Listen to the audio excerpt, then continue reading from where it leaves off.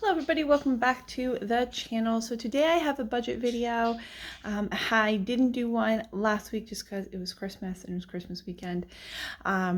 So this will be my budget for the month, my budget recap, my recap for the year, and goals for 2022.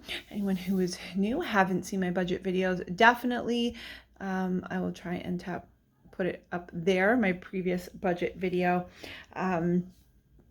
for the month of December. I am a single parent. I live in Canada, and it's going to be an interesting budget. So let's one thing at a time. Let's start with my recap. So those of you, if you don't know, the way that I do my spending is I basically spend most of my money on my Visa. I do that for the cash back because I get a fair amount of cash back. I pay it off every month. I pay it off before the bill is even due, so I don't have an outstanding bill going, from month to month. I don't owe anything. But I get a large amount of cash back, and I mainly use my checking account for bills, basically. So I spent $8.46 on food. I put that in food, even though it's technically other. I think I got juice, and then I got flowers because we had flowers, and we had a flower and it fell and broke, and my daughter was very upset. So then we had to go get new ones. Then Shoppers, $22.59. Honestly, I don't remember exactly what that was. I'm sure it was something stupid that my daughter made me buy. Dollar store. So I did go to the dollar store at $43.86. My daughter wanted to go. I only spent $40, so it's not that bad for me, at least. Even though it was not planned and it was not in my budget, that is totally okay. I only spent $40. It could be much worse. Then food at $64.99. Then I did order food in for Christmas. That was my Christmas present to myself because it was basically me and my daughter on Christmas Eve, home alone. So I ordered popcorn and then I ordered dinner from DoorDash. Now the reason I have it in this color and the reason there's a dash before it is because I use my cash back. Again, this is why I use my Visa, to get my cash back. I use my cash back in order to be able to do things like this. So it doesn't technically come out of my budget. I didn't put it in a particular category because I used cash back, so I didn't spend any actual money on it. But I did want to put it down because it was an amount that did go in, and it still was something that was spent, mainly just for next year, just for when I'm budgeting for next year, to know to probably put that in my budget, or to know that that's what I use my cash back for. Then today I bought food at $43.33, which is pretty good, actually. I was very happy with that. Now for my checking account, put $20 on laundry. Then my hydro was more than I anticipated. It was $60. But that probably is because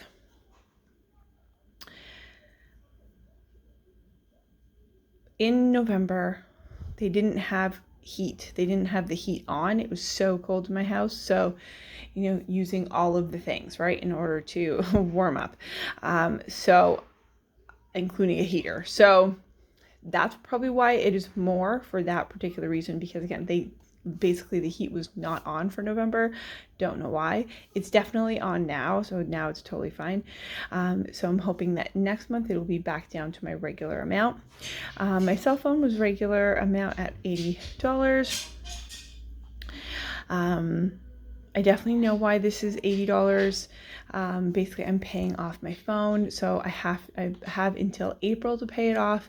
I do need a new phone, but I'm going to make sure that when I get a new phone, I don't have to pay it every month. This is not something that Fido used to do. It is new to at least as far as I'm aware, because I know the first time I got a phone with Fido, this definitely did not happen. So I guess this is what they do now. So definitely, if you're going into a new contract, if you are going to get a new cell phone contract, then definitely look out for that. My internet, I paid $110. My rent was $12.17, and then today I put more money on my laundry card. So I do have a fair amount left on it. So I just put money on there. They upped my laundry, basically. So when they switched over to the new laundry card, which I believe I told you in my last budget video, they upped the laundry amount. So my laundry is now costing me more. I mean, it is what it is. So I had to put more money on my laundry card, is the moral of that story. So December recap. My rent was what it was supposed to be. My hydro was a little bit more.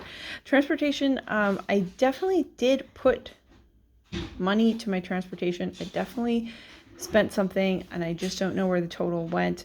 So that I will figure out. But it was I believe it was 32. So we would put $20 on there.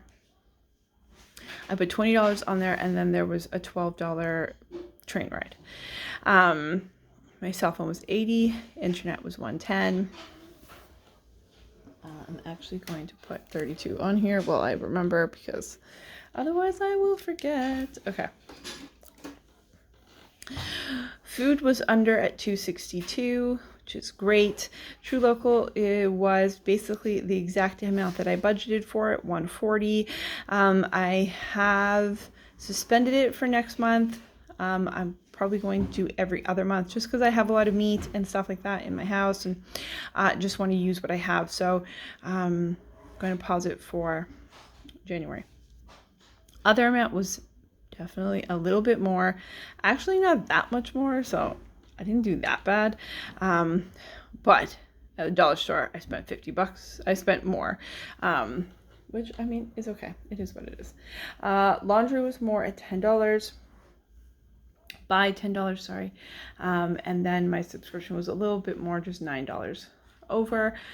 But I did pause my body subscription, so it should definitely be less for January. I haven't put any money to my saving funds or saving challenge just yet. The reason being is because I'm coming off of an unemployment at this point, haven't decided on a particular job. I'm in the final rounds of a few different places, so don't know exactly what my income will be, or what it will be, or when it will come in and stuff like that. So I want to make sure that I lock that down before I start focusing on my savings and sinking funds and all of that other fun stuff. My goals for 2022, what I have learned through tracking, for what I've learned from tracking. So definitely apologize, my daughter's playing the drums, you know. Of course, all the things have to happen. I definitely want to make sure that I focus on saving, so I'm going to have my 5,000 saving challenge, which I definitely want to do. If I can't start it the first week, then I will catch up by adding other amounts in. I know that I need to break down, so I have to have my Black Friday budget as well as my Advent calendar budget, and have that two separate budgets, and track better. And then my savings at 15, my gifts at 1,500 for the year. I want to make sure that I do better with tracking and budgeting. I definitely have improved and come a long way since I have started this budgeting journey. And I feel very positive about 2022 and my goals and outcomes for that. What I am going to be doing for January, because I don't know the exact amount that I will be making or when it will be coming in, I'm going to figure out a way to still do a budget and still figure out the amount that I need. So that will be in next week's budget video for January.